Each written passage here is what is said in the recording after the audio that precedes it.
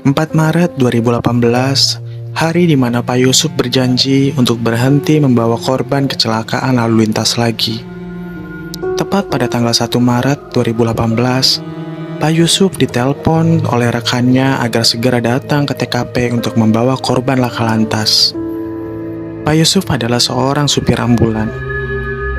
Dengan cepat, akhirnya dia bersiap-siap dan langsung menuju tempat kejadian.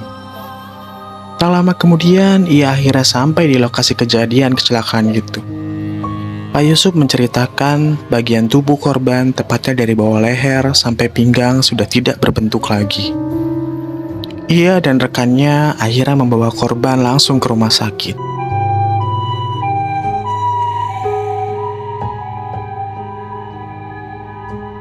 Semua berjalan lancar, sampai korban akhirnya diserahkan ke pihak rumah sakit.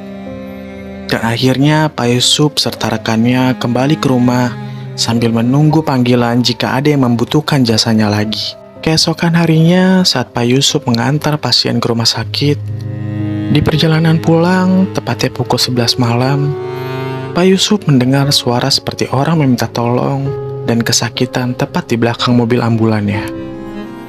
Sontak ia kaget saat itu, tapi ia berusaha untuk tetap fokus karena ia sedang mengendarai ambulannya.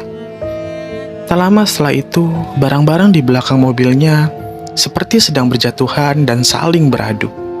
Pak Yusuf yang penasaran akhirnya memberhentikan mobil di pinggir jalan untuk mengeceknya.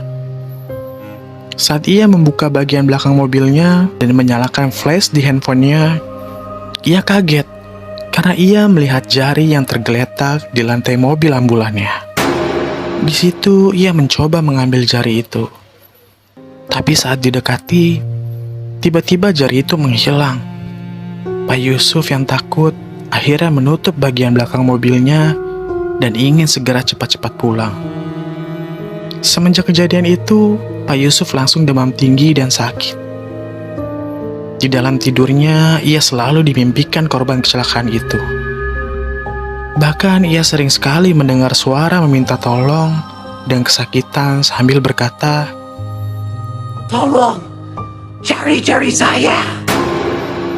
Semenjak itu, Pak Yusuf sudah tidak mau lagi membawa korban kecelakaan sampai sekarang.